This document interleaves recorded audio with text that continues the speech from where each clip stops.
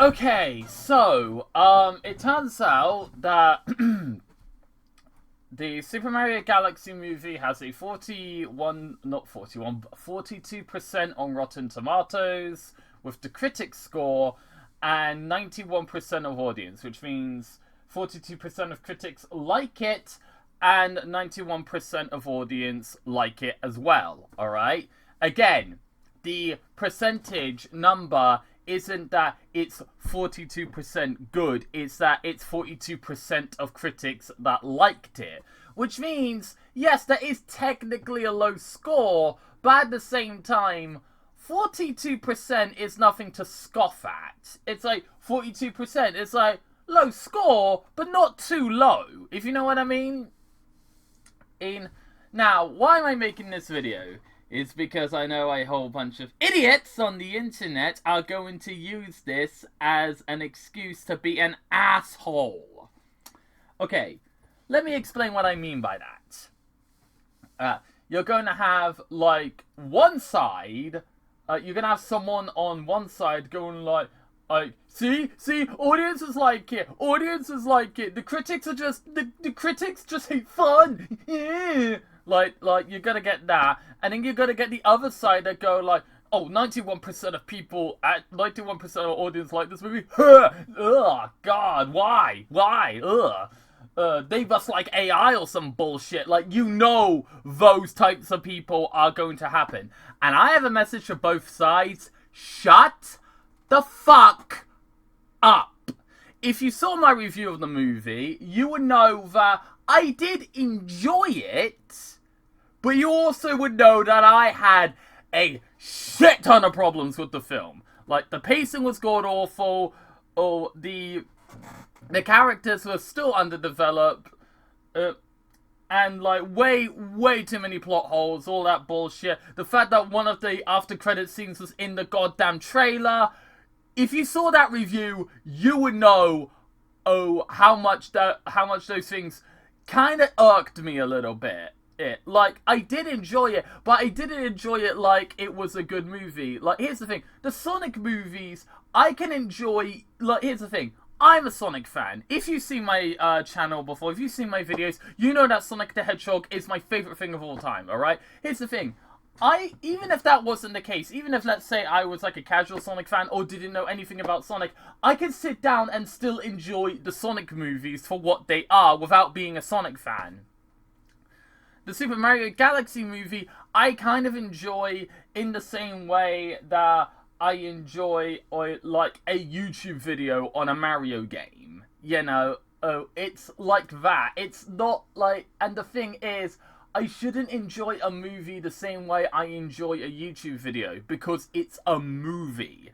Yeah. And, again, there's a big the problem with the Super Mario Galaxy movie is that the story plays second fiddle. Now, I get that the movie just wants to be a movie. I get that the movie wants to be a fun movie. That's what it wants to be. And it is a fun movie. It is a lot of fun. The action scenes are very entertaining, but the story is not great. And the script isn't good. Now, I'm not going to say the script is god-awful, because I have seen way too many fucking movies with a god-awful script. But, what I mean is that, like, you are going to get people that are just going to jump to the conclusion of so much bullshit. And I know that there are going to be so many people that say, oh, this movie is not made for critics. You're right. Maybe you're right. Yeah, this movie's not made for critics. But at the same time, whether it's made for critics or not is irrelevant, because at the end of the day, even if they're not the target audience, they still need to review the movie. They still need to give their opinion, because that's their job. And before you ask, no, none of these critics are getting paid off to say the movie is bad. That's not how it works, alright? Like, yeah, okay, maybe some people pay critics to give a movie a bad review, but that's, like, probably, like, a small minority that most people don't even know about. Oh, like, here's the thing. Like I said, I know I shat on Grace Randolph for her review on the first movie. But, at the same time, I can tell she wasn't paid to give it a negative review. I can tell that was her opinion. And also, not to mention, and the reason why that review sucked is also, like, not just because I brought up the fact that she doesn't clearly understand how villains work and all that bullshit, but it's also because, like, she straight up admitted to not paying attention to the movie, which, I'm sorry, if you are a critic, your job is to pay attention to the movie. Your job isn't to like a movie or to hate a movie. Your job is to pay attention to it and give your opinion. And the fact that she failed at that job, that's why the review sucks. Because she didn't do the one simple task of what a critic is meant to do. It's the same reason why Matt Walsh got a lot of hate for a Sonic Movie 3 review. Because he straight up admitted in that review that he didn't pay attention to the movie. Like, at the end of the fucking day, it doesn't matter if this movie is good or bad. It doesn't matter if critics hate it or like it. It doesn't matter if you hate it or like it. The thing is, the only opinion that should matter to you is your own, no one else's. You are allowed to listen to other people's opinions, yes, and here's the thing. If there was, like, a criticism of the movie that is straight up bullshit, yes, you are allowed to call it out. But don't just outright say that the critics don't know what they're talking about because they hate fun or because they're not Mario fans, because that's not how it fucking works. That's not how it will ever work. And also, don't give me the bullshit of saying, critics are only hating it because it's a video game movie. Okay, Angry Birds Movie 2, Sonic the Hedgehog 1, 2, and 3, and Detective Pikachu got good reviews. Now, granted, he didn't get great reviews or anything, but he still got good reviews. All of these movies got really, really good reviews. And they're video game movies. So don't start with the bullshit of saying people hate it because critics hate it because it's a movie based on a video game, because that's not how it works, alright? If anything, I say that the Super Mario Galaxy movie suffers from the same problem as the Ratchet and Clank movie. A movie that's clearly more interested in referencing Mario games and other Nintendo games than actually telling a story. The Ratchet and Clank movie did the same thing, where it was more interested in putting in Easter eggs and references from the games than actually telling a story. But I think the reason why a lot of people are letting Mario get away with this, but Ratchet and Clank isn't getting away, but the Ratchet and Clank movie didn't get away with it. Jesus Christ, that movie's actually over 10 years old now. Is that with the Mario, is that because, like, I've seen people defend these movies because, the Mario games don't really focus much on the story. And that's true. But the thing is, that doesn't matter because it's a movie. And with a movie, you kind of do need to focus on the story. And these movies fail at that. In fact, I would say with Mario Galaxy's case, it's even worse because the first movie had a plot that was simple enough. It had a plot and a script that was simple enough to the point where the story didn't get that much focus wasn't a big issue because the script was well tight and and the fact that the movie had a simple goal for the characters, which is Mario to get to Luigi and save him. That was it, you know. And this movie starts with a simple plot of, like, Mario and his friends needing to save Rosalina, but it just gets complicated by having it where Mario and Peach are just separated throughout the whole film. Well, half the film, not the whole film, but still. And it's like, Princess Peach goes on the quest to save Rosalina, while Mario goes on a quest to get to Peach to save Rosalina. Why? Why not just have it to where Mario and Peach go together immediately? Why do we need to have it to where Mario needs to go and find Peach? Why not, like, because that's the thing. It's called the Super Mario Galaxy movie, not the Peach Galaxy movie. I'm fine with Princess Peach having a major role. Oh, in fact, I do like her in this movie. I do like her in this movie, and I like her in the first movie. But, I mean, to be fair, I do like sexy women kicking ass, so, you know. But that's besides the point. Like, Peach, like, the thing is, it's called the Super Mario Galaxy movie.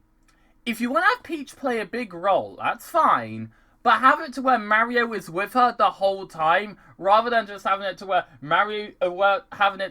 Peach goes on the quest, Mario goes on a quest to find Peach so he can join her on the quest because, you know, Mario is meant to be the main character. Also, this movie doesn't get a pass for its plot being all convoluted because the Mario games don't have, like, deep stories. I'm sorry.